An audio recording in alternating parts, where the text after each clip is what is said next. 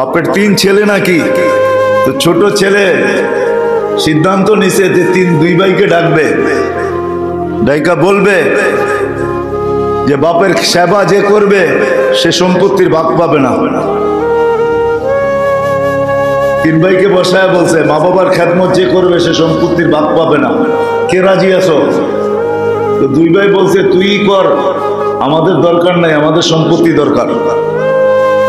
তো ছোট ভাই নিজের কথায় নিজে ফাইসা গেছে, মেনা নিছে, খেদমত করা শুরু করছে মা বাবার। মা বাবাও দুনিয়ার থেকে চলে গেছে, করতে করতে সব উজাড় করে দিছে, বড়ে এখন চুলোও জ্বলে না। তো স্বপ্নে আল্লাহ দেখাইছে মা বাবার বদলা হিসাবে তোমাকে 1 লক্ষ দিতে চাই, অমুক জায়গায় রাখা আছে, উঠায় নিয়ে আসো, দেড়হাম রূপার টাকা। বলছে আল্লাহ বরকত আছে? বলছে বরকত নাই। কইলে তাইলে আমার দরকার নাই। পরের দিন দেখাইছে 1000 রাখা আছে, নিবে? আজকে এটা সোনার দিনার। বলছে বরকত আছে? বলে তা বরকত নাই। বলে তাইলেও দরকার নেই। বা প্রতিদিনই গড়ালাদেরকে শোনায়, আর গড়ালারা খেপতে থাকে, চুলা জ্বলে না, তুমি 1 লাখও নিলা না, 1000ও নিলা না। পরের দিন স্বপ্নে দেখাইছে যে 1 দিনার আছে, নিবি? বরকত আছে? কয় বিলকুল বরকতে ভরা আছে। কয় নিব। সকালে যায় উঠায় নিয়ে বাজারে গেছে, তো যা দেখতেছে মাসালা বাজার মাছ বিক্রি করতেছে, 2টা 1 দিনার, 2টা 1 দিনার। বাজে 2টাই কিনা নিয়ে যাই, আর কিছু তো পাওয়া যাবে না, 2টাই কিনা নিয়ে যাই। 1 বেলা তো চলবে, 2 বেলা তো চলবে। আইনা যখন কাটছে তো ভিতর থেকে 2টা মুক্তা বাহির হয়েছে, টুইন। টুইন বোঝেন? 1 জোড়ার 2টা। গেছে বাজারে বিক্রি করতে। যখন বিক্রি করতে গেছে জওহারির কাছে, মনে করেন তাঁতি বাজারে নিয়ে আসছে, যে কিনা সে বলছে কিনবো, এত টাকা দিব। বলছে দে। যখন কিনা ফেলছে ও পরে বুঝছে যেটা তো টুইন হয়, একটা তো হয় না। আমি যেখানে বেচবো ও তো টুইন চাবে, টুইন দিলে আমার দাম পাবো, বলে একটা দিলে আমাকেও এরকম কিছু ধরায় ছেড়া দিবে। তো জিজ্ঞেসে ওর বাড়ি খুঁজতে খুঁজতে, তোমার কাছে এটা একটা হয় না, টুইন হয়, আরেকটা আছে? কয় আছে। বলছে প্রথমটা বেচছি তোমার দামে, দ্বিতীয়টা বেচবো আমার দামে, নিবে? তো বলছে কত দাম হাঁকাও? বলে বেশি হাঁকাবো না, 10 গাদা যতগুলা টাকা উঠাইতে পারে কাঁচা টাকা অতটি দিবা। বলছে ডান, নিলাম কিনা। এত টাকা আনছে যে পুরো এলাকা কিনতে পারে। এটার নাম হলো বরকত, এটার নাম হলো।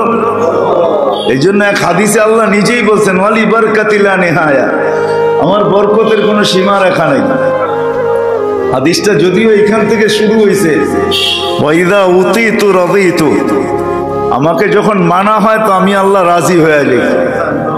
ওয়াইদা রাজিতু বারাকতু, আমি যখন রাজি হয়ে যাই তো বরকতের দরজা খুলে দেই।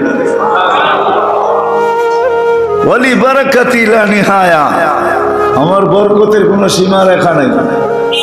কেননা মেরে দোস্ত, এটাই সত্য। দুনিয়াতে যতই আপনজন দেখি না কেন, আপন থেকে আপনজন, যতই আপনত্বের পরিচয় চলুক না কেন দুনিয়াতে, কিন্তু আপনার আমার বিচ্ছেদ দুনিয়ার থেকে ঘটতে দেরি, সমস্ত আপনজনের বন্ধন ছিন্ন হইতে দেরি হবে না। একটা প্রমাণ আপনাদের থেকেই দিতেছি, একটা প্রমাণ দেওয়া যাবে। মা বাবার চেয়ে আপনজন সন্তানের কাছে কেউ হয় না। মা বাবা বড় আপন, আল্লাহ বলছেন বড় আপন, এর চেয়ে বড় কোনো আপন নাই। হ্যাঁ, আপনি বলবেন স্ত্রী সন্তান এটাও আপন, কিন্তু মা বাবার মতো আপন না। বিবেক বুদ্ধি দিয়ে যদি বাবা হয় তো মা বাবার চেয়ে কোনো মতেই আপন হতে পারে না। সন্তান ও বাপের বিরুদ্ধে, মার বিরুদ্ধে কখনো 1 ঢের অভিযোগ দাঁড় করায় দিতে পারে। কিন্তু বৃদ্ধাশ্রমে যায় দেখেন, কখনো কখনো যায়েন, যায় দেখেন ওইখানে মা যদিও চোখের পানি ঝরাবে, বাপ যদিও চোখের পানি ঝরাবে, কিন্তু আপনত্বটা এত প্রবল হবে যে একসময় চোখের পানি ঝরানোর পরেও, এক ঢের অভিযোগ করার পরেও আপনত্বটা এতটুকু প্রবল হবে যে সর্বশেষ মা বাবা এই কথা বলতে বাধ্য হয় যে যা বলছি মনে কিছু নিয়েন না, দোয়া করেন আমার কলিজার টুকরা যেন সুখে থাকে। আমার কাছে একটা না শত প্রমাণ আছে, অনেক অভিযোগ করে, কিন্তু অভিযোগের পরে শেষে আপনত্বটা এত প্রবল হয়, সব অভিযোগগুলাকে ধুইয়া ফেলে এটাই বলে, আমি চাই না ও দুঃখে থাকুক, আমি চাই ও সারা জীবন সুখে থাকুক। এটা কিন্তু কোনোদিন না স্ত্রী বলবে না সন্তান বলবে, বাবা বড় আপন হয়, বড় আপন। জানি না উপলব্ধি করতে পারতেছেন কিনা, মা বাবা বড় আপন হয়। হাজারো দুঃখ পায়া কষ্ট পাওয়ার পরেও তার আপনত্বটা এত প্রবল হয় যেগুলো সব ভুইলা হাত উঠাই এটি বলে, আল্লাহ তুমি ওরে সুখে রাই, আল্লাহ ওকে শান্তিতে রাই।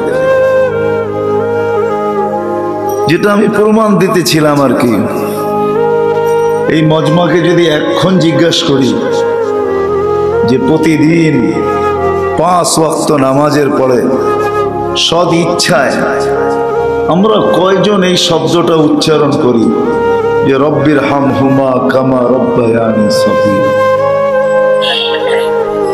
বলেন তো কয়জন হাত উঠাইতে পারবেন?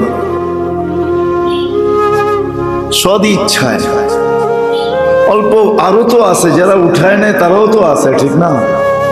সদ ইচ্ছায় 5 ওয়াক্ত নামাজের পরে ডেলি আমি সদ ইচ্ছায় যে আমি মা বাবার জন্য এই দোয়াটা করি, অথবা কোনো একটা দোয়া শিখি যেটা আমি মা বাবার জন্য ডেলি একবার হলেও করি। পার্সেন্টেজ আমাদের সমাজে কতজন হবে নামাজের ভিতর থেকে বলেন? বুঝা গেল এটাই সত্য, মৃত্যুর সাথে সাথে সমস্ত বন্ধন ছিন্ন হয়ে যায়। মনে খুব কমই থাকে বন্ধনগুলোর কথা, মনে খুব কমই থাকে। আর এটাই আল্লাহর ঘোষণা যে মৃত্যু হওয়ার সাথে সাথে তোমার সমস্ত বন্ধনগুলো ছিন্ন হয়ে যাবে। অথচ আমাদের আপনজনরা দুনিয়াতে থাকা অবস্থায় যতটুকু প্রয়োজন না রাখতেন, কসম খোদার, এরা মারা যাওয়ার পরে আমাদের কাছে এরা 100 কোটি গুণ বেশি প্রয়োজন রাখে। এরা অপেক্ষায় থাকে ডেলি যে আপনজনরা আমাদের জন্য কিছু কইরা পাঠাইতেছে কিনা। কিতাবে পাওয়া যায় এটার জন্য প্রত্যেকের কবরের উপরে বক্স রাখা থাকে, বক্স। আমরা যা কইরা পাঠাই এটা নুরানি হইয়া তার কবরে যায়। এই সুযোগটা আল্লাহ এই উম্মতকে দিছেন, নবীজির সুবাদে দিছেন, আমাদের নবীজির সুবাদে। দুনিয়াও যা পাইছেন তা নবীজির সুবাদে, আমরাও যা পাইছি সব নবীজির সুবাদে পাইছি। কেউ কেউ কখনো কয় না, কেউ কেউ কখনো বলে যে বাবা যা রাইখা গেছে ওইটাই লাইরা চেরা চলতেছে, যদিও শব্দটা গ্রাম্য ভাষা। বাবা যা রাইখা গেছে ওটাকে নেড়া চেরা চলতেছি। আমাদের নবীজির সুবাদেই আমরা নাইরা চেরা টিকা আছি, নাইলে আমরা টিকতে পারতাম না, আমরা টিকার যোগ্য না। আমাদেরকে সমূলে জমিন সহ উল্টায় দেওয়া উচিত ছিল, কিন্তু আল্লাহ উল্টাইতেছেন না, কেন শুধু নবীজির সুবাদে আমরা বাইচা যেতেছি। হয়তো আল্লাহ করতেও চান, কিন্তু করতে চাই বন্ধুর কথা মনে ওঠে যে আমি তো ওয়াদা করছি সমূলে আপনার উম্মতকে ধ্বংস করব না, আপনার উম্মতকে আমি কষ্ট দিব না, এই কথা মনে করে আল্লাহ আমাদেরকে দিতে চাইও দেন না। খায়ের এটা আলাদা আলোচ্য বিষয়, ওইদিকে যাইতে চাইতেছি না আমি। বিধায় মৃত্যু আমাদের সবার জন্য অবধারিত, আর মৃত্যুর সাথে সাথে সমস্ত সম্পর্ক ছিন্ন হবে, এটাও সত্য। সমস্ত সম্পর্ক, যত সম্পর্ক আজকে আমি আলোচনা করি, আর শত সম্পর্কের আমার কাছে গর্ব আর খর্ব সব ছিন্ন হয়ে যাবে, কোনো সম্পর্ক কাজে দিবে না। এই জন্য এই ছোট্ট জীবনটাকে সুরক্ষিত করা, এটা আমাদের জীবনের সমস্ত উদ্দেশ্যগুলোর ভিতরে সবচেয়ে বড় উদ্দেশ্য, ছোট্ট জীবনটাকে সুরক্ষিত করা। বুঝাইতে পারতেছি কিনা জানি না। এটাকে সুরক্ষিত করা, রাতটা দিনটা বড় সহজ, কঠিন না। দু একটা উদাহরণ দিলে সহজ হবে। কেউ যদি ভাবে সারাটা রাত আমি সুরক্ষিত করব, ওর জন্য নবীজির কারণে আল্লাহ, মুহাম্মদুর রাসূলুল্লাহ সাল্লাল্লাহু আলাইহি ওয়াসাল্লামের কারণে, ওনার সুবাদে আল্লাহ আমাদের রাতটাকে সুরক্ষিত করা বড় সহজ করছেন। হাদিস থেকে উদাহরণ দিতেছি। এশারের নামাজ বাজমাত পড়লো, ফজরের নামাজ বাজমাত পড়লো, সারা রাত্র ইবাদতের মাধ্যমে সুরক্ষিত হয়ে গেল। কোনো কঠিন না, কিন্তু কঠিন। এশারের নামাজ বাজমাত, ফজরের নামাজ বাজমাত, সারা রাত্র ইবাদতের ভিতরে সুরক্ষিত, ঠিক না? কাটায় দিল মানে কি? সুরক্ষিত, ইবাদত, সারা রাত্র ইবাদত হয়ে গেল। কত সহজ, সারা রাত্র হেফাজত হয়ে গেল। আমানার রাসূল বিমা উনজিলা ইলাইহি মির রাব্বিহি ওয়াল মুমিনুন, এটা যদি শেষ পর্যন্ত সূরা বাকারার পড়ে, তাহলে তাহাজ্জুদে উঠুক আর না উঠুক, তাহাজ্জুদের ভিতরে ওই রাত্র সুরক্ষিত হয়ে গেল। উঠুক আর না উঠুক, মুখস্থ পড়ুক আর কোরআন দেখা পড়ুক, নবীজির সুবাদে। আমি সুরক্ষিত করার সহজ পদ্ধতি দেখাইতেছি। আল্লাহ করুক বুঝে আসুক, আমাদেরও বুঝে আসুক, বাহিরের লাউড খোলা থাকলে যারা শোনে তাদেরও বুঝে আসুক। এই ছোট্ট জীবনটাকে সুরক্ষিত করা, এটা হলো আমাদের জীবনের উদ্দেশ্যগুলার মধ্যে সবচেয়ে বড় উদ্দেশ্য। কেন প্রথমেই আমি বলছি, সবাইকে মৃত্যুর কোলে ঢলতে হবে, পতিত হইতে হবে। চাই সে রতি থাকুক, চাই সে মহারতি থাকুক, সবাইকে মৃত্যুর স্বাদ পান করতে হবে। আর মৃত্যু হওয়ার সাথে সাথে সমস্ত আপনত্বের সম্পর্কগুলা সব ছিন্ন হয়ে যাবে। যাই ঝামেলা এরা জড়ায়া যাবে, আমাদেরকে স্মরণ করার সুযোগ এদের হবে না। আল্লাহ জানে কবে স্মরণ করবে, কেউ স্মরণ করবে না। প্রমাণ আমি আপনাদের থেকে নিলাম যে মা বাবার মতো সম্পর্কই যখন 5 ওয়াক্ত নামাজের পরে স্মরণ থাকে না। রাগ ভেন না, হাত তো কয়েকজন উঠাইছেন, আরেকটা উঠাইতে পারবেন কিনা জানি না। যে মা বাবার নামে প্রতিদিন সকালে উঠা, কার 2 টাকার বাজেট আছে যে আমি প্রতিদিন সকালে উঠা মা বাবার নামে 2টা টাকা বাজেট রাখছি, যে মা বাবা থাকুক আর না থাকুক এই 2টা টাকা আমি এক গরিবের হাতে উঠাইয়া দিলাম বা আলাদা করে রেখা দিলাম। মাসের শেষে যা জমলো এটা মা বাবার নামে উঠাইয়া দিলাম। একজনও তো হাত উঠাইতে পারবেন না, একজন উঠাইছে। চলো আল্লাহ খায়ের করুক, আরো বরকত দেব। 2-4 জন প্রতিদিন সকালে উঠা, গণা গেল হাত, 4 জন হয়েছে। প্রতিদিন সকালে উঠা 2 টাকা মা বাবার নামে একটা বাজেট রাখা। 2 টাকা বাজেট, 5 টাকা বাজেট রাখলাম, মাসে 150 টাকা হয়। যে গরিব আসবে মা বাবার নামে সদকা। বুঝা গেল দোয়া করি কেন, এইখানে কোনো খরচ হয় না, যার কারণে দোয়া করে দিলাম। এটাও যে করি আলহামদুলিল্লাহ, এটা অস্বীকার করতেছি না, বিরাট বড় জিনিস। যারা করি না তাদেরকে অভ্যাস করা উচিত।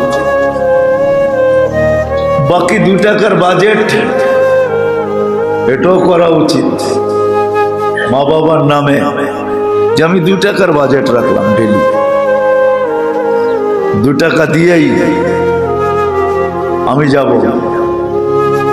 যাদের মা বাবা বাইচা আছে, মা বাবা বাইচা আছে, কয়জন আমরা এরকম আছি যে সকালে কর্মস্থলে আসার আগে মা বাবার কাছে গেলাম আর যা বললাম যে যাইতেছি, তুমি একটু দোয়া করো। এই শব্দটা কয়জন ভুলে আসে? রাগ হয় না কিন্তু, হ্যাঁ আমার কাছে প্রমাণ আছে, আমি সবকিছু যোগাই তারপরে বলি যে মা বাবাকে বইলা বাহির হই, বা দূরে থাকে ফোনেই বলি মা কাজে যাইতেছি, কখনো মাকে তুমিও বলে তুইও বলে, ঠিক না? কি বলেন? গ্রামের ছেলেবেলে তুইও বলে, এটা মহব্বত একটু বেশি। ছেলেবেলে কোনো ছেলেবেলে মাকে তুইও বলে, চিটাঙ্গের ভাষায় তুই বলে, তুই মা যাইতেছি তুই একটু দোয়া করিস। কেননা মা বাবার হাতের মাঝে আর আল্লাহর মাঝে কোনো পর্দা থাকে না।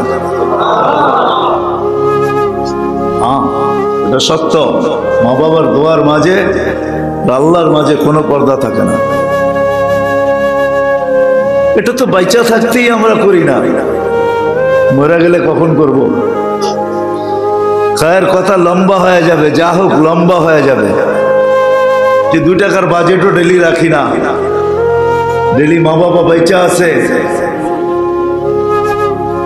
বাইচা আছে, যে ডেলি এই কথা বলা যাই যে মা যাইতেছি তুমি দোয়া করো, বাবা যাইতেছি তুমি দোয়া করো। এদের দোয়া নিয়ে কর্মস্থলে আসি না, এটাও কিন্তু করা উচিত। চলেন একটা টোটকাই বলেন আর দোয়াই বলেন, একটা শিখায়া দিই আপনাদেরকে। কোনো দোয়া যদি আপনার কবুল না হয়, দেখতেছেন অনেক দিন ধরে করতেছেন, কবুল হয় না। মা বাবা যদি বেঁচে থাকে তো যখন শুয়ে থাকবে, ঘুমাবে বা শুইব, খাটে থাকে তো যে মা বাবার পাও টিপেন, একটু খেদমত করেন, তারপরে পায়ের কাছে বসে দোয়া করেন, দোয়া কবুল হয়ে যাবে। হ্যাঁ যারা আছে পরীক্ষা করে দেখেন, এটা পরীক্ষিত আমল। মা বাবার পায়ের কাছে বসে হাত উঠায় উসিলা দিয়া দোয়া করেন, আল্লাহ আমার পায়ের কাছে বসছি, বাবার পায়ের কাছে। আল্লাহ তোর ওসিয়ত আছে মা বাবার ব্যাপারে, ওয়াসাইনাল ইনসানা বিওয়ালিদাইহি ইহসানা।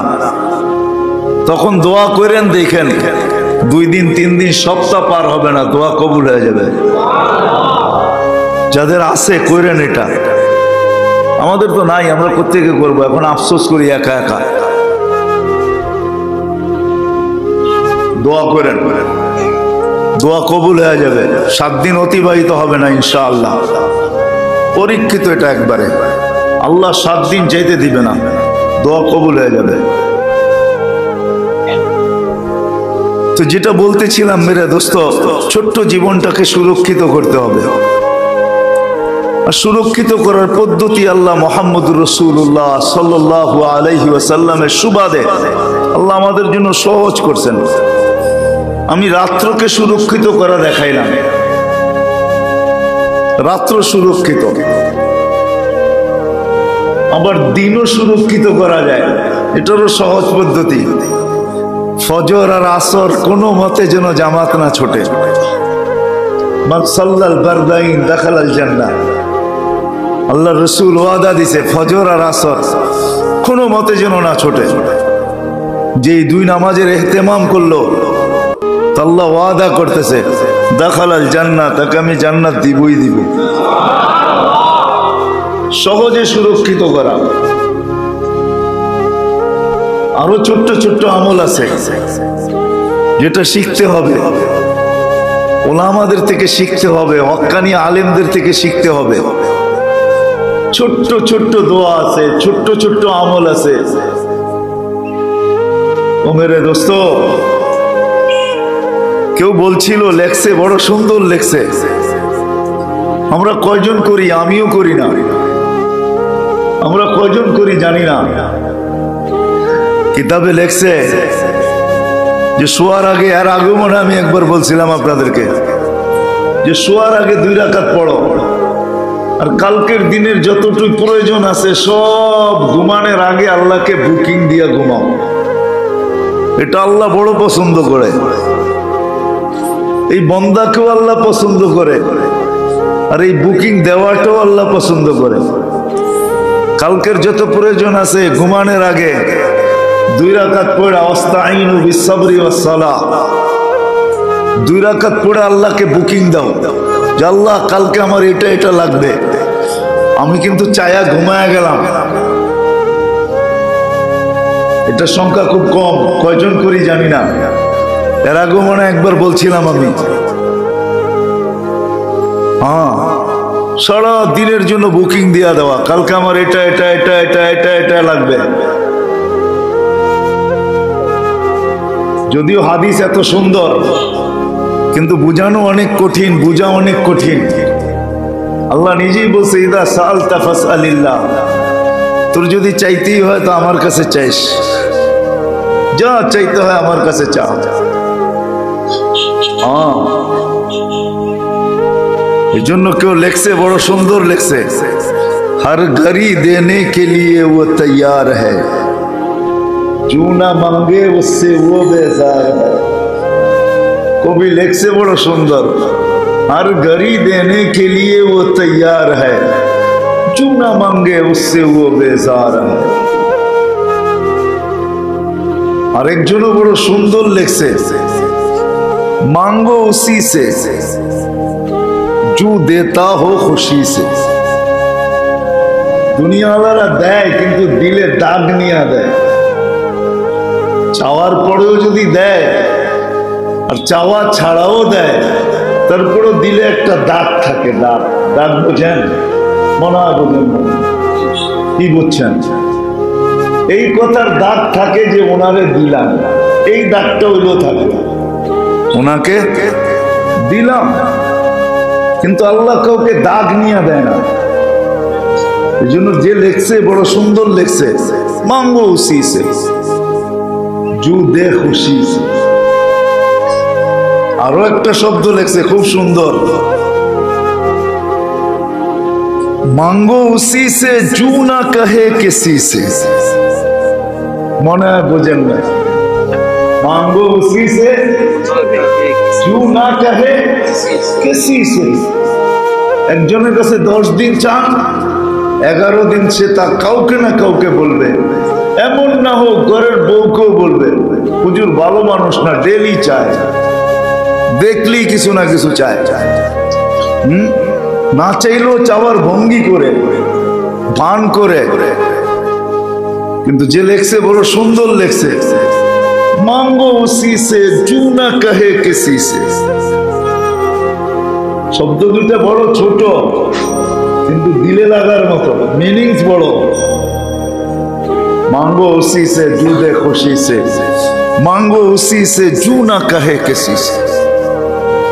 কোটি দিন চাইতে থাকেন, কাউকে বলবে না, বরং খুশি হইতে থাকবে, খুশি। এই জন্য ছোট্ট জীবনটাকে কিন্তু সুরক্ষিত করা আমাদের জীবনের উদ্দেশ্যগুলোর থেকে সবচেয়ে বড় উদ্দেশ্য। সুরক্ষিত করার পদ্ধতি আল্লাহর রাসূল আমাদেরকে শিখায়া গেছেন। কিভাবে সে সুরক্ষিত করবে এই ছোট্ট জীবনটাকে। রাতের বিরাট একটা অংশ আমি সুরক্ষিত করা দেখাইলাম হাদিস দিয়া। দিনেরও একটা অংশ সুরক্ষিত হয়ে যায়, এটাও হাদিস দিয়া দেখাইলাম, যে ফজর আসর কোনো মতে যেন জামাত না ছোটে, কোনো মতে না ছোটে। সুরক্ষিত করা। আবার আরেকটা হাদিস দেখাইতেছি, যদিও কেউ তর্জমা অন্যরকম করবে, কিন্তু আমি বুঝছি যে এটা সুরক্ষিত করার জন্যই আল্লাহ রসুল আল্লাহ বলছেন আসসালাতু ইলা সালাতি কাফারাতুন লিমা বাইনাহুন্না। এক নামাজ থেকে আরেক নামাজের মধ্যবর্তী গুনাহ মাফ। গুনাহ মাফ হওয়া মানে ওই সময়টা আমার পক্ষে হয়ে গেল, সুরক্ষিত হল। এই মনে হয় এটা বুঝায় না? আমি কি বুঝাইতে পারলাম? গুনাহ মাফ মানে এই সময়টা আমার পক্ষে, বিরুদ্ধে না, সুরক্ষিত হয়ে গেল। তাহলে 5 ওয়াক্ত যে বাজামাত করলো পুরো সময়টা তার পক্ষে চলে গেল, সুরক্ষিত হল। এইভাবে যদি চলতে থাকে, এখন বলবেন দিন তো সুরক্ষিত হইল, সপ্তাহ কোথায় যাবে? তো বলছে আল জুমাতু ইলাল জুমাতি। কিন্তু তরতিব ভুল আমাদের, জুমা থেকে জুমা, তরতিব ভুল। এটা জুমার থেকে জুমা, যে ফজরের নামাজ থেকে জুমার তৈয়ারি করবে, যে ফজরের নামাজের পর থেকে কি করবে? জুমার প্রস্তুতি নিবে, সবচেয়ে বড় গিফট তার জন্য জুমার তৈয়ারি আছে। আমাদের দেশ আলহামদুলিল্লাহ, আল্লাহ জাযায়ে খায়ের দেখ, যারা শুক্রবারে ছুটি রাখছে, শুক্রবারে ছুটি রাখছে, যদিও ওয়ার্ল্ড ওয়াইজ হিসাবে শুক্রবারের ছুটিতে আমরা ইকোনমিক ভাবে অনেক পিছিয়ে যাই, তারপরও যারা এই দিন ছুটিটা রাখছে তাদেরকে আল্লাহ জাযায়ে খায়ের দেখ। এদের প্রশংসা না করে পারতেছি না। শুক্রবারে কি রাখছে? ছুটি রাখছে। কারণ শুক্রবার ছুটি এই জন্যই সবাই যেন ফজরের পর থেকে কার আগে কে মসজিদে যাবে এটার প্রস্তুতি করে। যতজন এই প্রস্তুতি করতে থাকবে, কান্নাহু সাদাকা বাদানাতান, সে যেন আরবি ওই উট যেটা পেটে বাচ্চা সহ, উটের কোয়ালিটি আছে, কিন্তু এ কোয়ালিটির উট যেটা এখনো মিলিয়ন মিলিয়ন টাকা দাম। এখনো আপনি মনে করেন না 25,000 দিরহাম দিয়া দিরহাম দিয়া পাওয়া যাবেন, 30,000 দিয়া পাওয়া যাবেন। এটা এখনো মিলিয়ন দাম আছে, মিলিয়ন। ওই উট বিরল এখনো। আল্লাহ রসুল ওই উটের কথা, ওই বদনার কথা বলছে। তারপরে বলছে শাতান, বকরি, বকরা। তারপরে বলছে দাজাজাতান, মুরগি। তারপরে বলছে বায়দাতান, ডিম। তারপরে বলছে যারা একবারে শেষে আসে, ইমাম সাহেব মেম্বার থেকে নাইমা যায়, খুতবার আজান শুরু হয়, বলে এর আগেই ফেরেশতারা পুরা খাতা বন্ধ করে বসে যায়। যারা আসে তাদের কারো নাম লেখা হয়। হ্যাঁ, বলে আমার জুমা আদায় হবে না? হবে, জুমা আদায় হবে, কিন্তু গিফট হবে না। গিফট, গিফট বোঝেন? গিফট হবে না। পুরা সপ্তাহ সুরক্ষিত করার জন্য জুমা টু জুমা পুরো সপ্তাহ সুরক্ষিত, কিন্তু প্রস্তুতি নিতে হবে সকাল থেকে। আর আমরা জুমা রাখি সমস্ত ফাংশনের জন্য, প্রোগ্রামের জন্য, ঠিক না? কি বলেন? সব প্রোগ্রাম জুমার দিন, বিয়া শাদি এই সেই যত ফাংশন আছে সব রাখা হয় কিসের জন্য? জুমার জন্য, শুক্রবারের জন্য না। না না, শুক্রবার রাখা ছিল পুরা নিজের জন্য। এই দিন কাউকে কিচ্ছু দেওয়া যাবে না। ফজর থেকে তৈয়ারি করব, সবার আগে মসজিদে ঢুকবো, সূর্য ডুবা পর্যন্ত কাউকে দিব না। সুবে সাদেক থেকে নিয়ে সূর্য ডুবা পর্যন্ত এই পুরাটা সময় হলো আমার জন্য। ছোট্ট একটা দুরুদ আছে জুমার দিন আসরের নামাজের পরে যে পড়ে, আল্লাহুম্মা সাল্লি আলা মুহাম্মাদিন নবিয়্যিল উম্মি ওয়া আলা আলিহি ওয়া বারাকা ওয়া সাল্লাম। যে 80 বার পড়ে 80 বৎসরের গুনাহ মাফ হয়। কয় বছর সুরক্ষিত হইল? আমি সুরক্ষিত দেখাইতেছি, পরে যাব, আরো আগে যাব। এটা পুরাটা সময় আমার জন্য ছিল। রাগ হয় না, আমরা আপনাদেরকে বুঝাইতে চাইতেছি। আল্লাহ করুক এই মজমা যদি তৈয়ার হয়ে যায়, যা উপরে নিচে আছে, এই মজমাই যদি তৈয়ার হয়ে যায়, যেন আমার জিন্দগি সুরক্ষিত করব। ও মেরে দোস্ত, মনে উঠলো আজকে আমাদের কাছে গাট্টি গাট্টি আছে। গাট্টি গাট্টি বুঝেন? গাট্টি গাট্টি বুঝেন? থাপ্পি থাপ্পি বুঝেন? বান্ডেল বান্ডেল বুঝেন? আমাদের কাছে বান্ডেল বান্ডেল আছে, গাট্টি গাট্টি আছে, থাপ্পি থাপ্পি আছে, কিন্তু বরকত নেই। আর যদি অল্প থাকতো আর বরকত থাকতো, অল্প থাকতো। বড় বাউসু, বড় বিশ্বস্ত ওলামা লেখছে বিদায় বলতেছি, নাহলে বলার উচিত ছিল না। কিসসা কাহিনীতে আমি অভ্যস্ত না, কিন্তু যিনি লেখছে ওনার দিকে চাইও কাহিনী বলতেছি, নাহলে বলতাম না। বাপের 3 ছেলে নাকি, তো ছোট ছেলে সিদ্ধান্ত নিছে যে 2 ভাইকে ডাকবে, ডাইকা বলবে যে বাপের সেবা যে করবে সে সম্পত্তির ভাগ পাবে না। 3 ভাইকে বসায় বলছে মা বাবার খেদমত যে করবে সে সম্পত্তির ভাগ পাবে না, কে রাজি আছো? তো 2 ভাই বলছে তুই কর, আমাদের দরকার নাই, আমাদের সম্পত্তি দরকার। তো ছোট ভাই নিজের কথায় নিজে ফাইসা গেছে, মেনা নিছে, খেদমত করা শুরু করছে মা বাবার। মা বাবা দুনিয়ার থেকে চলে গেছে, করতে করতে সব উজাড় করে দিছে, ঘরে এখন চুলোও জ্বলে না।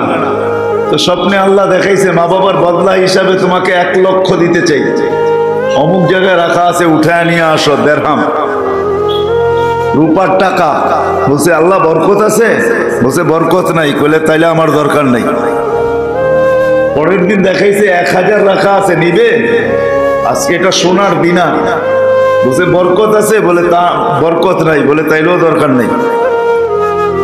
বা প্রতিদিনই গড়ালাদেরকে শোনায়, আর গড়ালারা খেপতে থাকে, চুলা জ্বলে না, তুমি 1 লাখও নিলা না, 1000ও নিলা না।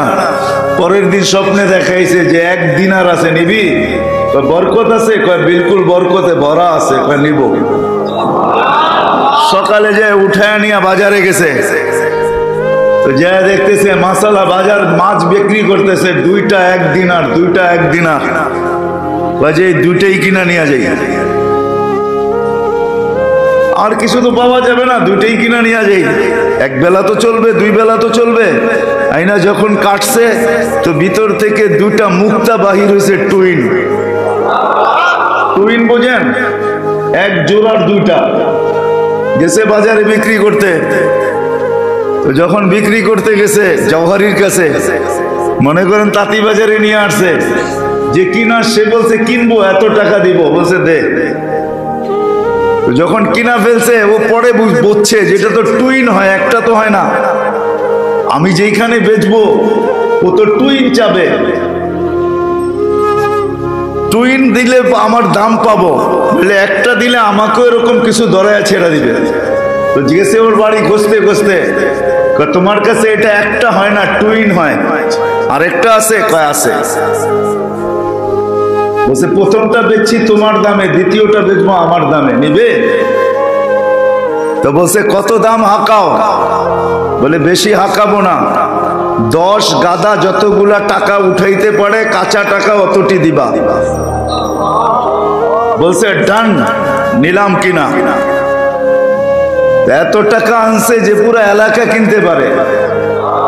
এটার নাম হলো বরকত, এটার নাম হলো। এই জন্য এক হাদিসে আল্লাহ নিজেই বলছেন ওয়ালি বারকাতিলা নেহায়া, আমার বরকতের কোনো সীমা রেখা নেই। হাদিসটা যদিও এখান থেকে শুরু হয়েছে, ওয়াইদা উতিতু রাদিতু, আমাকে যখন মানা হয় তো আমি আল্লাহ রাজি হয়ে যাই। ওয়াইদা রাজিতু বারাকতু, আমি যখন রাজি হয়ে যাই তো বরকতের দরজা খুলে দেই। বলি বারাকাতি লা নিহায়া, আমার বরকতের কোনো সীমা রেখা নাই। এই জন্য বলতেছিলাম আমাদের কাছে থাপ্পি থাপ্পি আছে, বান্ডেল বান্ডেল আছে, বান্ডেল বান্ডেল আমাদের কাছে আছে, কিন্তু বরকত নাই। কেননা জিন্দগির হেফাজত নাই, এই জন্য বরকত নাই। যাদের জিন্দগির হেফাজত আছে ওদের কাছে বরকত আছে। খাইও শেষ করতে পারে না, খাওয়াইও শেষ করতে পারে না। ও খাইও শেষ করতে পারে না, খাওয়াইও শেষ করতে পারে না। আব্দুর রহমান ইবনে আউফ রাদিয়াল্লাহু তাআলা আনহু জীবনে একবার না কয়েকবার পুরো সম্পদ বাইটা দিছে, সদকা করে দিছে। আল্লাহ রসুল বলছে, আব্দুর রহমান যত যা কও, তোমার আম্মা তো প্রথম ছোঁয়াই বরকত নিয়ে আনিছে, কেননা তোমার আম্মার হাতের উপর দিয়ে আমি দুনিয়াতে আসছি। আর তোমার জন্য বরকতের দোয়া করা হয়েছে, বিধায় তুমি যত লুটাইবা তত ডাবল হবে, তত বাড়বে। আর দুনিয়াকে দেখায় দিয়ে গেছেন কিরম বাড়া বাড়ছে। মরার সময় ক্যাশ, উনি যখন দুনিয়ার থেকে বিদায় নেন, ক্যাশ টাকা ছিল 47 লক্ষ কোটি। কত? 47 লক্ষ কোটি। এক দেশের ব্যাংকেও হার মানায় দেয়, এতগুলা ছিল নিজের কাছে জমা, বহুতবার দিয়া দিছেন। যা হোক, আসল জায়গায় যাই, এই ছোট্ট জীবনটার মকসাদের ভিতরে সবচেয়ে বড় মকসাদ এই জীবনটাকে সুরক্ষিত করা। সুরক্ষিত করা দেখাইলাম আমি কয়েকটা। এই জন্য দুইটা জিনিস লাগবে। একটাকে আরবি ভাষায় বলে তাখলিয়া, আমার ভিতর থেকে কিছু অভ্যাস বাহির করতে হবে। আরেকটাকে বলে তাহলিয়া, আমার ভিতরে কিছু অভ্যাস ঢুকাইতে হবে। কিছু জিনিসে আমাকে অভ্যস্ত হইতে হবে, করার ব্যাপারে কিছু জিনিস অভ্যস্ত হইতে হবে, আর ছাড়ার ব্যাপারে কিছু জিনিস অভ্যস্ত হইতে হবে। করার ব্যাপারে কিছু জিনিস অভ্যস্ত, ছাড়ার ব্যাপারে কিছু জিনিস অভ্যস্ত। একদিনে তো ছুটা যাবে না, হ্যাঁ একদিনে ছুটবে না, কিন্তু হ্যাঁ চেষ্টা করলে ছুটতে থাকবে। তখন দেখা যাবে। এই জন্যই আল্লাহওয়ালারা বলেন, হ্যাঁ আল্লাহওয়ালারা এই জন্যই বলেন, এই জন্যই আল্লাহও নিজামুল আওকাত দিছেন। দেখবেন আমি আপনাদেরকে দেখাইতেছি, ফজরের নামাজের পরে সূর্য উঠলে কি নামাজ, সূর্য আটটু উঁচা হইলে কি নামাজ, চাষ পড়তে না পড়তেই দেখা যাবে জোহরের ওয়াক্ত হয়ে যাবে। হ্যাঁ জোহরের, আচ্ছা মাগরিবের পরে কি নামাজ, শেষ রাত্রে কি নামাজ। আল্লাহ কিন্তু নিজামুল আওকাত দিছে, যেটির অভ্যাস করো, এর দ্বারা তোমার জিন্দগি সুরক্ষিত হবে। আবার বলেও দিছে, ফজরের পরে বৈশা থেকে যদি 2 রাকাত নামাজ পড়ো তো হজ উমরার সওয়াব পাবে। কানুন কিন্তু হইতেছে, সাদা দাঁড়িয়ালা করে বলতেছি, হয়তো 50-এর উপরে যারা এরা হজ উমরাও করতে পারবেন না। তো আল্লাহ আগের থেকেই সিস্টেম বানায় রাখছে। হ্যাঁ কয় দুধের স্বাদ মাঝে মাঝে মাথা দিয়েও বলে মিটাইতে হয়। গোল দিয়া, গোল, এটারে গ্রাম্য ভাষায় বলে গোল, ঠিক না? 50-এর উপরে যারা হয়েছে উমরাও করতে পারবেন না, হজও করতে পারবেন না, কিন্তু স্বাদ তো আছে, ঠিক না? আল্লাহ বলে এটা মেটাবে কি দিয়া? ফজরের পরে বৈশা থাকো, 2 রাকাত করলে হজেরও দিমু উমরারও দিমু। এটা মনে হয় এই জন্যই হয়েছে। আমি কোনো ক্রিটিসাইজ মূলক নিতেছি না, এটা মনে হয় সাদা দাঁড়িয়ালার জন্য এই জন্যই হয়েছে। আবার কিছু গরিবও আছে, ঠিক না? এত অ্যাবিলিটি নাই, হজ উমরা করবে, কিন্তু ভিতরে তো জ্বালা আছে, ঠিক না? কিসের? হজের আর উমরার আগুন তো আছে। আল্লাহ বলে ডেলি 2 রাকাত পর আগুন নিভাইয়া দিল আমি। দিলের জ্বালার আগুন নিভায়া দিব। এই জন্য তো হতমরা সওয়াব, ঠিক না? কি বলেন? কয় রাকাত পড়লে? হ্যাঁ, আবার বলে দিছে শোনো 2 রাকাতের লগে আরো 2 রাকাত যোগ করে দাও, আর 2 রাকাত পড়ে নাও, তো সারাদিন তোমাকে ক্লান্তির থেকে বাঁচায়া দিব। আমি তোমার দায়িত্ব নিয়ে নিমু, তুমি সারাদিন আর ক্লান্ত হইতে হবে না। আমাদেরকে সুরক্ষিত করতে চায়, কেমনে চায় দেখেন, পদ্ধতি দেখাইতেছি, আল্লাহ নেজামুল আওকাত দেখাইতেছি। কিন্তু আপনি বলবেন যে পড়তেছি, হইতে তো আছে না, পাই না তো, তাহলে বুঝা গেল এইখানে দোষ, ওইখানে দোষ না, এইখানে ওইখানে, এইখানে দোষ ওইখানে, দুর্বলতা এইখানে ওইখানে না, সমস্যা এইখানে ওইখানে না, ওইখানে বুঝুন তো, উপরের দিকে দেখাইতেছি, সমস্যা ওইখানে না, সমস্যা এইখানে। সমস্যা খুঁজে বাহির করতে হবে, কোথায় সমস্যা বাহির করতে হবে। যাব আমি ওইদিকে যাইতেছি, এই জন্যই দরকার ছিল সোহবত, আল্লাহ ওয়ালাদের সোহবত এই জন্যই দরকার ছিল, হক্কানিয়াতের সোহবত এই জন্যই দরকার ছিল, হক্কানিয়াতের সোহবত এই জন্যই দরকার ছিল। কেন হক্কানিয়াতের সোহবত যাদের হয়, ওরা পাইলে যতটুকু খুশি, না পাইলে এতটুকু খুশি, এর চেয়ে বেশি খুশি।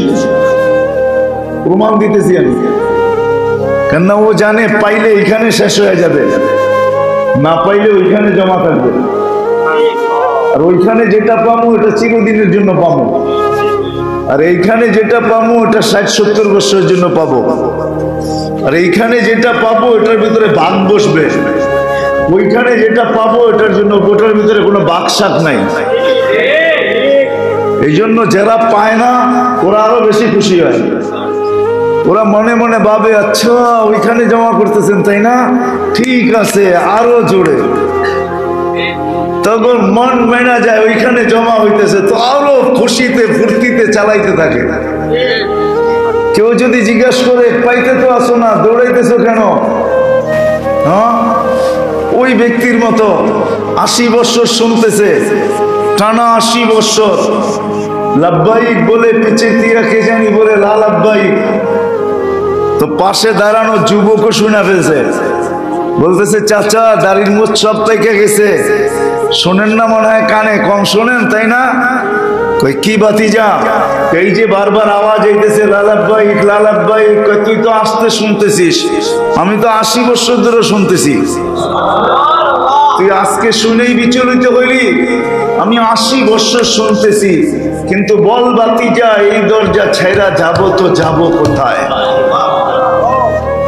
বাস তারপরে যখন লাব্বাইক বলছে তো উপর থেকে আওয়াজ আসছে হেরেম ফাটায়া কবিল তুই আবদি, মন্দা উপস্থিত কবুল, আজকেরটাও কবুল, পিছনেরটাও কবুল, যতদিন বাঁচবি অতদিন কবুল। এটাই সত্য, কিন্তু মানেন আর না মানেন এটাই সত্য, কসম খোদার এটাই সত্য, এটাই সত্য। এই জন্যই আপনাদেরকে জান প্রাণ দিয়ে বুঝাইতে চাইতেছি, ছোট্ট জীবনটাকে সুরক্ষিত করা আমাদের মাকসাদের ভিতরে সবচেয়ে বড় মাকসাদ। এটার জন্য 2টা লাগবে, কিছু অভ্যাস ছাড়তে হবে, ভিতর থেকে বাহির করে দিতে হবে, আর কিছু অভ্যাস ভিতরে ঢুকাইতে হবে। আবার সুরক্ষিত করা যায় কিভাবে, কিছু তরতিব আমি দেখায় দিলাম মোটা মোটা, এইগুলাতে নিজেকে অভ্যস্ত বানাইতে হবে। কেননা 2 বাধা আমাদের ভিতরে আছে, এটাকে সব সময় কাটাইতে হবে। একটা হলো মনের বাধা, আর একটা হলো শয়তানের বাধা। মনের বাধা, শয়তানের বাধা। এই জন্য তরতিব শিখাইছেন, এই জন্য তরতিব শিখাইছেন আল্লাহ, আল্লাহ রসুল, আল্লাহ শিখাইছেন তরতিব। চলেন আগের হাদিসটা শুনলে মনে হয় পরেরটা বোঝা সহজ হবে। আল্লাহ যখন আরশ বহনকারী ফেরেশতাদেরকে বলতেছিলেন আরশ উঠাও, ফেরেশতারা বলতেছিলেন কাইফা আতাহাম্মাল আল্লাযী আলাইহি ইজ্জাতুকা ওয়া জালালুক, আল্লাহ যেটার উপরে আপনি স্বয়ং উপবেষ্টিত ওটা আমরা উঠাবো কি করে? এত শক্তি তো আমাদের হওয়ার কথা না। আল্লাহ বলছে লা হাওলা ওয়ালা কুওয়াতা ইল্লা বিল্লাহ, পড়ো লা হাওলা ওয়ালা কুওয়াতা ইল্লা বিল্লাহিল আলিয়্যিল আযীম, এটা বেশি বেশি পড়ো। তো ওনাদের তসবিহ দিয়া দিছেন এটা, আরশ বহনকারী ফেরেশতা এইটাই পড়তেছেন, আর কিচ্ছু পড়েন না। এটা পড়ে আর পাওয়ার হইতে থাকে। মনে হয় আরেকটা যান্ত্রিক জিনিস দিয়ে বুঝাইলে বুঝে আসবে। এখন কিন্তু নতুন গাড়ি আসতেছে, আইসা গেছে, যেটাকে হাইব্রিড বলে। হাইব্রিড তো হাইব্রিড যদি 40-এর নিচে চালান তো এটা চাক্কার ঘর্ষণের কারণে ব্যাটারি চার্জ হতে থাকবে, আর পেট্রোল খাবে না, পেট্রোল যাবে না, আর ব্যাটারি চার্জেই এটা গাড়ি চলতে থাকবে। 40-এর উপরে যখন উঠাবেন তখন দেখা যাবে অটো তেলে চলে যাবে, কিন্তু ব্যাটারি চার্জ হইতে থাকবে, ব্যাটারিতে পাওয়ার আসতে থাকবে, কিন্তু আপনার তেল খরচ হইতে থাকবে। আবার যখন 40-এর নিচে চলে আসবে তখন আবার তেলের টিকা অটো ব্যাটারিতে চলে আসবে। পাওয়ার ঘর্ষণের মাধ্যমে, চাক্কার মাধ্যমে পাওয়ার হইতেছে। আরশের বহনকারী ফেরেশতাদের পড়তেছে আর পাওয়ার হইতেছে, পাওয়ার। আল্লাহর আরশ উঠায় রাখতে পারে। আল্লাহ আমাদেরকে শিখাইছেন কাসরতের সাথে লা হাওলা ওয়ালা কুওয়াতা ইল্লা বিল্লাহ পড়ো। যত বেশি পড়বা, যত বেশি পড়বা, তত বেশি দুই ধোঁকার থেকে বাঁচার সামান তৈরি হবে। শয়তানের ধোঁকার থেকেও বাঁচবে, নফসের ধোঁকার থেকেও বাঁচবে। আবার শিখাইও দিছেন সকালে উঠা 25 বার কমসে কম আউযু বিল্লাহি মিনাশ শাইতানির রাজিম পড়ো, তাইলে ওই দিন আল্লাহ শয়তান থেকে তোমাকে নিরাপদ রাখবে। বাধাও আমাদের আছে, কিন্তু ইনশাআল্লাহ যখন অভ্যাস হয়ে যাবে, বাহির করারটা বাহির করে দিব, ভিতরে আনারটা আনা হবে, নিজামুল আওকাত তৈরি হয়ে যাবে। সময়টা কিভাবে কাটাবো এটা নিজেই নির্ণয় করব। তো ইনশাআল্লাহ একদিন দেখা যাবে সব বাধাগুলা শেষ হয়ে যাবে। তখন দেখা যাবে জীবনের শেষ পর্বে, ওই প্রথমে বলছিলাম যে মরবো এটা সত্য, কিন্তু কোথায় মরবো, কি অবস্থায় মরবো, তখন দেখা যাবে এটা আমল দ্বারা নির্ণয় হবে। তখন দেখা যাবে হাসপাতালে মারা গেল, হাসপাতালওয়ালারও মৌতের উপরে তাক লেগে যাবে আর আলোচনা করবে, বলবে হাজারো লোককে তো এখান থেকে ফেরত পাঠাইলাম, কিন্তু এমন মৌত তো দেখলাম না যে কলেমা নিজেও পড়লো আমাদেরকেও পড়াইলো, নিজেও পড়লো আমাদেরকেও পড়াইলো। যেখানেই মরবে কলেমা নিজেও পড়বে, অপরকেও কি পড়াবে। আবার কখনো কখনো দেখা যাবে মৌত দিয়া মানুষকে তাকও লাগাবে। মানুষ ভাববে লম্বা সেজদা করতেছে, এক সময় হাত দিয়া দেখবে সেজদা না, জায়গা মতো চলে গেছে।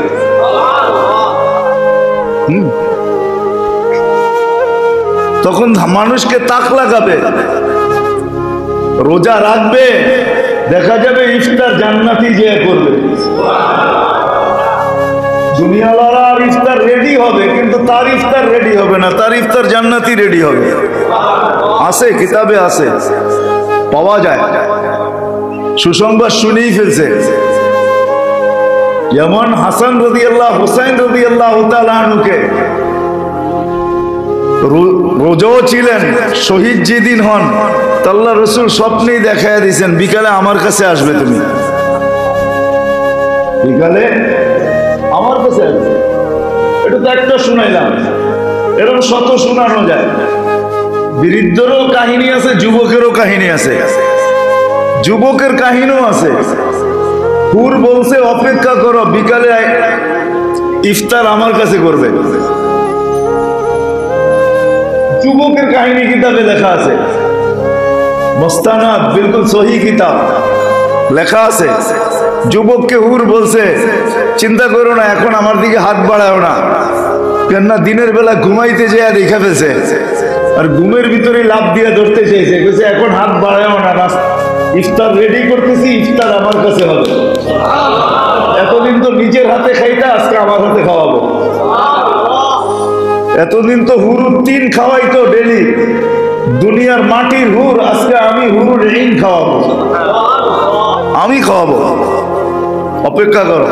আর হইছো এরকম, নাহলে কিতাবে লেখা হইতো না, এরকম সহি মুস্তানাদ কিতাবে এই সমস্ত কাহিনী লেখা হইতো না। এই জন্য মেরে দোস্ত আসেন হক্কানিয়তের সোয়ায় সোহবতে, আল্লাহ ওয়ালা এখনো বাংলাদেশে আছে, আমাদের দেশ শূন্য না, আলহামদুলিল্লাহ এখনো আছে, এখনো আছে। আমার বিশ্বাস আমার কথা সত্য হবে। আজকে একটা দিন গেছে বাংলাদেশে করোনা একজনও মরে নাই, কিন্তু দুনিয়ার কোনো দেশ এই প্রমাণ দেখাইতে পারবে না যে তার দেশে একজনও মরে নেই। আমাদের দেশে আল্লাহ ওয়ালারা এখনো আছে, মসজিদের দেশ, মাদ্রাসার দেশ, মক্তবের দেশ, নামাজিদের দেশ, দাড়ি টুপিওয়ালার দেশ, আলেম ওলামাদের দেশ, আল্লাহ ওয়ালাদের দেশও এটা, এখনো আল্লাহ ওয়ালা আছে বাংলাদেশে। যার কারণে আল্লাহ পাক আমাদেরকে মাঝে মাঝে প্রমাণ দেয়। আমি তো এখন একটা কথা বলা শুরু করছি যে মক্কা মদিনা বাইতুল মুকাদ্দাস ভিন্ন কথা, বাকি সারা দুনিয়ার ভিতরে এই মাটির সাথে আল্লাহর মহব্বতও বেশি, আল্লাহর ভালোবাসাও বেশি। আল্লাহ এই দেশে বরকতও বেশি দিচ্ছেন, আলহামদুলিল্লাহ, বরকতও বেশি দিচ্ছেন। কোন দেশের জীবনযাত্রা $200 নিচে নাই, $200 চলে না, কিন্তু বাংলাদেশে আলহামদুলিল্লাহ 1000, 1200, 15,000 টাকা বেতন পায় ভালো চলে।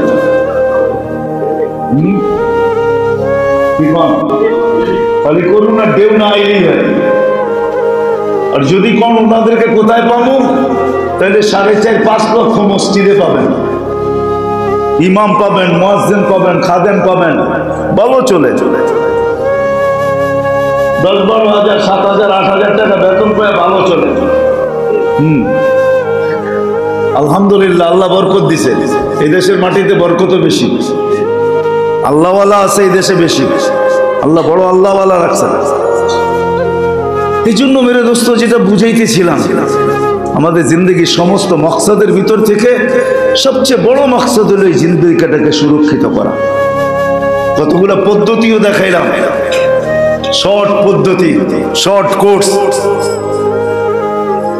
কিন্তু সাথে সাথে আমার জীবনের নেজামুল আওকাতও বানাইতে হবে, যে আমার ফারেক সময়টা, কেন আমাদের অনেকগুলা জিনিস সবসময় ফারেক থাকে, কোনোটা যদি নাও থাকে তো আমাদের মুখ সবসময় ফারেক থাকে। আমাদের মুখ কর্ম করে খুব কম, আমাদের পাও করে, হাত করে, কান করে, চোখ করে, ব্রেন করে, কিন্তু মুখ কর্ম সবসময় খুব কম করে। এই জন্য যদি নেজামুল আওকাত বানাই, তাহলে দেখা যাবে যে বিরাট একটা সময় ডেলি আমাদের পাওয়া যাবে। আমি ছোট্ট একটা দেখাইতেছি আপনাদের, হাদিসে আছে, হাদিসে বরং সতর্কবাণী আছে। কাসরতে ইস্তেগফার যে ব্যক্তি করে, তাকে হাদিস বলছে তুমি কারোর জন্য বদদুয়া করো না।